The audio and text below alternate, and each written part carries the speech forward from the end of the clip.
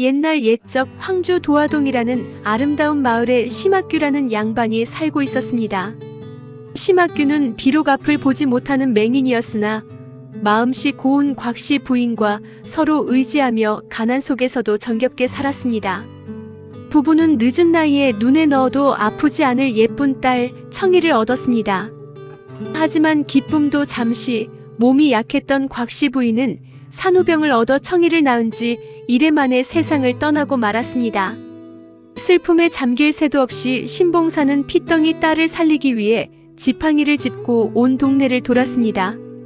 아이고 동네 아주머니들, 불쌍한 우리 청이 젖 한 모금만 물려주시오. 마을 사람들의 도움과 아버지의 지극한 사랑 속에서 자라난 청이는 어느덧 7살이 되었습니다. 청이는 일찍부터 철이 들어 눈먼 아버지의 지팡이 끝을 잡고 길을 안내하는 효녀가 되었습니다. 15세가 된 청이는 외모뿐만 아니라 마음씨도 비단결 같아 남의 집 허드렛 일을 하며 아버지를 모셨습니다. 어느 날 청이가 마음씨 좋은 장 승상댁에 품팔이를 하러 나가 늦도록 돌아오지 않았습니다. 아버지는 행여 딸에게 무슨 일이 생겼을까 걱정되어 지팡이를 더듬거리며 마중을 나섰습니다. 앞이 보이지 않는 신봉사는 길을 헤매다 그만 깊은 개천에 발을 헛디뎌 빠지고 말았습니다. 사람 살려! 사람 살려 니 없소! 신봉사는 차가운 물속에서 허우적거리며 소리쳤습니다. 마침 그곳을 지나가던 몽운사의 화주승이 비명소리를 듣고 급히 달려와 신봉사를 구해주었습니다. 덜덜 떠는 신봉사에게 스님이 말했습니다. 부처님께 공양미 300석을 시주하고 지성으로 빌면 눈을 뜰 수 있을 것입니다. 눈을 뜰 수 있다는 말에 이성을 잃은 신봉사는 앞뒤 가리지 않고 덜컥 쌀 300석을 바치겠다고 약속해버렸습니다. 집에 돌아온 신봉사는 가난한 형편의 쌀 300석을 구할 길이 막막하여 자신의 경솔함을 자책하며 땅을 치고 통곡했습니다. 집으로 돌아온 청이는 통곡하는 아버지를 달래며 자초지종을 물었고 쌀 300석에 얽힌 사연을 듣게 되었습니다. 청이는 아버지를 안심시킨 뒤 매일 밤 뒤뜰에 정화수를 떠놓고 아버지의 눈을 뜨게 해달라고 천지신명께 간절히 기도했습니다. 그러던 어느 날 험한 바다를 건너 무역을 하는 남경 상인들이 도화동 마을에 찾아와 방을 붙였습니다. 상인들은 험난한 인당수를 무사히 건너기 위해 용왕님께 제물로 바칠 처녀를 구한다며 값은 달라는 대로 주겠다고 외쳤습니다. 그 소식을 들은 청이는 뱃사람들을 찾아가 자신을 제물로 파는 대신 공양미 300석을 몽운사로 보내달라고 청했습니다. 이 소식을 들은 장승상댁 부인이 자신이 쌀을 내어주겠다며 청이를 극구 말렸습니다. 하지만 청이는 이미 상인들과 약속한 일이라며 부인의 은혜에 깊이 감사하며 절을 올렸습니다. 청이의 효심에 감복한 상인들은 즉시 쌀 300석을 몽운사에 시주해 주었습니다. 배가 떠나기 전날 밤 청이는 세상에 홀로 남겨질 아버지를 생각하며 소리 죽여 하염없이 눈물을 흘렸습니다. 날이 밝자 청이는 정성을 다해 마지막 아침상을 차려 아버지께 올렸습니다. 아무것도 모르는 아버지는 맛있게 밥을 드셨습니다.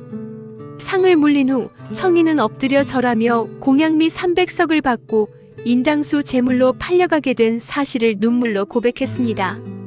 깜짝 놀란 아버지는 상을 밀치고 맨발로 뛰어나와 통곡했습니다. 아이고 청아, 내가 죽고 내가 눈을 뜨면 무슨 소용이 있단 말이냐. 하지만 야속하게도 뱃사람들이 당도했고 이 소식을 들은 마을 사람들도 모두 나와 청이의 앞길을 슬퍼하며 울었습니다. 청이는 오열하는 아버지를 뒤로 한 채 눈물을 뚝뚝 흘리며 뱃사람들을 따라 나섰습니다. 청이를 태운 거대한 배는 돛을 올리고 아버지가 홀로 남은 육지를 뒤로 한 채 망망대해로 나아갔습니다. 배가 마침내 험난한 인당수에 다다르자 맑았던 하늘이 시커멓게 변하며 집채만 한 파도가 배를 집어삼킬 듯 몰아쳤습니다. 도사공은 황급히 산 돼지를 잡고 맑은 술과 오색 탕수, 삼색 과일로 제사상을 차려 바다의 신을 달래는 고사를 지냈습니다. 무사태평을 기원하며 치는 거대한 북소리가 거친 폭풍우 속으로 울려 퍼졌습니다. 제사가 끝나자 청이는 두 손을 모아 치맛자락을 무릅쓰고 이리 비틀 저리 비틀 뱃전으로 걸어 나갔습니다. 아버지, 부디 눈을 뜨시고 행복하게 사십시오. 청이는 마음속으로 마지막 기도를 올리고 거센 인당수 푸른 물결 속으로 몸을 던졌습니다. 차가운 물 속으로 한없이 가라앉던 청이는 그만 정신을 잃고 말았습니다. 그런데 그때 신비로운 빛이 감돌기 시작했습니다.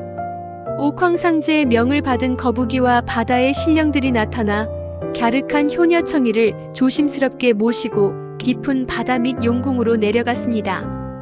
눈을 뜬 청이 앞에는 산호와 진주로 찬란하게 빛나는 인간 세상에서는 볼 수 없는 장엄한 용궁이 펼쳐져 있었습니다. 용왕은 옥좌에 앉아 청이를 인자하게 바라보며 그녀의 지극한 효심을 크게 칭찬하고 귀한 손님으로 대접했습니다. 더욱 놀라운 것은 죽어서 옥진 부인이라는 선녀가 된 어머니 곽씨 부인이 그곳에 있었던 것입니다. 모녀는 서로를 부둥켜 안고 눈물을 흘렸습니다. 용궁에서 행복한 시간을 보내던 중 용왕은 청이의 남은 인연을 위해 커다란 연꽃 속에 청이를 태워 인간 세상으로 돌려보내기로 합니다. 청이를 품은 거대한 연꽃은 폭풍우가 거치고 고요해진 인당수 푸른 물결 위로 사뿐히 떠올랐습니다. 한편 무역을 크게 마치고 본국으로 돌아가던 남경 상인들은 바다 위에 떠있는 진귀하고 거대한 연꽃을 발견하고 깜짝 놀랐습니다. 상인들은 감탄을 금치 못하며 이 신비로운 꽃을 조심스레 배 위로 건져 올렸습니다. 고국으로 돌아온 상인들은 황궁으로 나아가 바다에서 얻은 이 진귀한 연꽃을 송나라 천자께 바쳤습니다. 황제는 연꽃을 화원에 소중히 두었습니다. 어느 달 밝은 밤 굳게 닫혀있던 연꽃잎이 스르르 열리더니 놀랍게도 그 속에서 선녀처럼 눈부시게 아름다운 청이가 걸어 나오는 것이 아니겠습니까? 청이의 기구한 사연과 지극한 효심에 깊이 감동한 황제는 청이를 아내로 맞이하여 나라의 황후로 삼았습니다. 비록 존귀한 황후가 되었지만 청이는 홀로 남겨진 눈먼 아버지가 걱정되어 밤낮으로 수심에 잠겨 눈물을 흘렸습니다. 폐하 전국의 앞 못 보는 맹인들을 위로하는 큰 잔치를 열어주시옵소서. 청이는 아버지를 찾기 위해 황제에게 간절히 청했습니다. 한편 고향에 홀로 남은 신봉사에게는 뺑떡어멈이라는 심술궂고 욕심 많은 여자가 접근하여 함께 살고 있었습니다. 그러던 중 황성에서 전국의 맹인들을 위한 큰 잔치를 연다는 소문이 도화동 마을까지 퍼졌습니다. 뺑덕어멈은 신봉사를 졸라 잔치에 참석하여 호강해 볼 심산으로 함께 황성으로 길을 나섰습니다. 먼 길을 가던 중 주막에 들른 일행은 황봉사라는 또 다른 맹인을 만나 함께 술자리를 가졌습니다. 하지만 마음씨 나쁜 뺑덕어멈은 밤사이 신봉사의 노잣돈과 짐을 몽땅 훔쳐 황봉사와 눈이 맞아 도망쳐버렸습니다. 아침에 깨어나 짐이 모두 사라진 것을 알게 된 신봉사는 깊은 절망에 빠져 땅을 쳤습니다. 길 한가운데 홀로 버려진 신봉사는 굶주림과 추위에 시달리며 지팡이 하나의 의지에 천신만고 끝에 황성으로 발걸음을 옮겼습니다. 마침내 황궁에서는 성대한 맹인 잔치가 열렸습니다. 전국의 수많은 맹인들이 모여들어 맛있는 음식을 먹으며 즐거워했습니다. 하지만 잔치의 마지막 날이 되도록 신봉사의 모습은 보이지 않았습니다. 누각에서 내려다보던 청이의 마음은 까맣게 타들어갔습니다. 잔치가 끝나갈 무렵 다해진 옷차림에 기진맥진한 늙은 맹인 하나가 지팡이를 더듬으며 대궐 안으로 들어섰습니다. 그 모습을 본 청이는 단번에 아버지를 알아보았습니다. 체면도 잊은 채 치맛자락을 부여잡고 단숨에 계단을 뛰어내려갔습니다. 청이는 신봉사를 와락 끌어안고 오열했습니다. 아버지, 제가 청이옵니다. 인당수에 빠졌던 불효여식 청이옵니다. 신봉사는 깜짝 놀라 허공에 두 손을 허우적거렸습니다. 뭐라고? 내 딸 청이라고? 내가 정말 살아있는 내 딸 청이란 말이냐? 아이고, 내 딸 얼굴 좀 보자. 이 답답한 눈 어디 한번 번쩍 떠보자. 신봉사는 딸을 보고 싶은 간절한 마음에 두 눈을 부릅떴습니다. 그 순간 기적이 일어났습니다. 수십 년 동안 캄캄했던 신봉사의 두 눈이 번쩍하고 뜨인 것입니다. 보인다 보여. 우리 어여쁜 청이가 보여. 눈을 뜬 신봉사는 훌륭하게 자란 딸의 모습을 보며 환희의 눈물을 흘렸습니다. 청이의 지극한 효심이 하늘을 감동시킨 것일까요? 잔치에 모인 다른 맹인들도 일제히 눈을 번쩍 뜨는 기적이 일어났습니다. 황후가 된 청이는 눈을 뜬 아버지를 궁궐로 모시고 오래오래 행복하게 살았습니다.